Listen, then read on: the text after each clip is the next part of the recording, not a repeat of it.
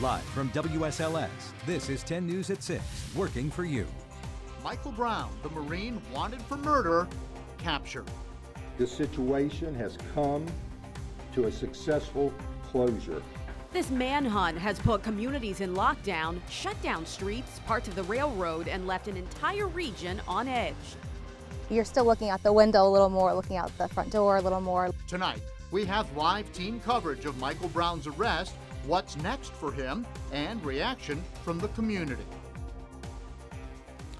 And Michael Brown is in custody after nearly 3 weeks of being on the run. In the video you'll see only on 10 News tonight, our crews were there just 30 minutes ago as Michael Brown was escorted by Franklin County Sheriff's deputies to the magistrate's office. He was arrested this morning at the same place where he's accused of murdering his mother's boyfriend in Franklin County.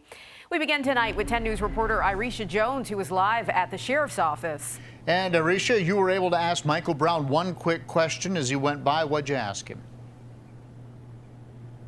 Well, John and Brittany, I did ask him, did he kill Rodney Brown? Now, we were the only station here, and our cameras were rolling as Michael Brown was transported from the sheriff's office across the street to the magistrate's office and the jail. We asked him a series of questions as he got out the car. Take a listen. Michael, do you have anything you want to say? Did you turn yourself in? Why did you kill him? Michael, do you have anything you want to say? Earlier today, the Franklin County Sheriff's Office did not want to say which jail Michael Brown will be placed in after his arrest, but his attorney told us earlier today he will be going to the Western Virginia Regional Jail. Michael Brown had been on the run for nearly 3 weeks after the Franklin County Sheriff's Office says he killed his mother's boyfriend, Rodney Brown. At today's news conference, law enforcement also did not want to answer any questions related to the homicide, only his arrest. But even then, many of those questions were not answered. All we know right now, as we reported, he was arrested at his mother's home where the alleged murder took place in Hardy around 8 this morning. They would not say whether he turned himself in or why he returned to the house. No understanding at this time, other than the fact I'm very familiar with that, but that's still being, we're looking for answers as to that reason. Michael Brown will face the murder and firearm charges here in Franklin County. The federal charge against him will be dropped according to the U.S. Marshal's Office. Now, we're working to find out when his first court appearance will be, and of course, 10 News will be there. Live in Franklin County, Irisha Jones, 10 News, working for you.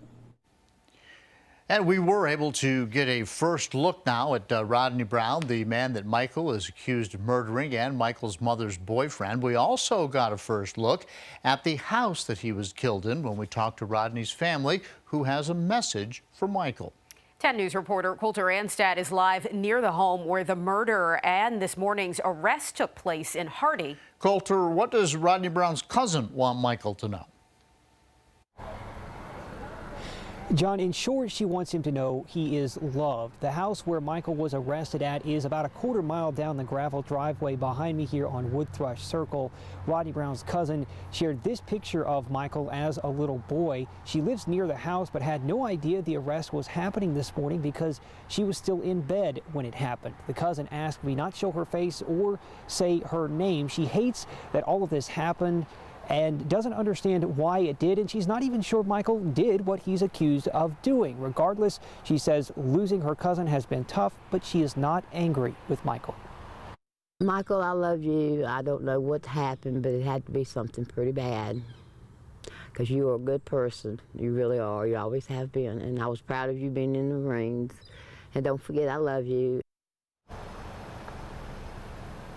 I did knock on the door of the house where Michael was arrested. No one answered. I also tried to speak to other residents who live in this area and the employee at the gas station where Michael was first spotted after Rodney Brown was killed. None of them wanted to go on camera. Live in Franklin County, Coulter Anstad, 10 News, working for you. Tonight, we're learning more about Brown's past from the attorney representing him.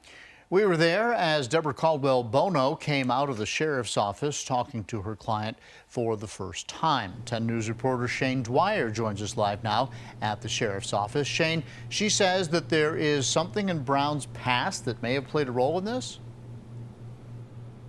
Yeah, John and Brittany, you know, it has been nonstop social media rumors about what the history is between Michael Brown and Rodney Brown. So we went right to the lawyer and asked. And tonight, Caldwell Bono telling me, quote, when it all comes out in court, we will find the allegations to be true. That was all that she was willing to say to me and would not elaborate any further. At this point, again, 4 hours in the sheriff's office today working with investigators and speaking to her client, Michael Brown. Now, this is video we shot earlier today. Brown's mother and grandmother were also here at the sheriff's office. His mom did get a chance to speak to Michael. That's according to what she told me. She says she is thankful that no one else was hurt in this. Now, Caldwell Bono was brought onto this case by Brown's friends, and while she wouldn't say whether or not he turned himself in, you remember she made a plea right here live on 10 News back when this all started, begging Michael to turn himself in. She did not say, however, if he was willing to admit to doing that. We asked Michael, however, when he was walking back into the magistrate's office, if he turned himself in. He shouted back yes. Bono says Michael knew that he had the support.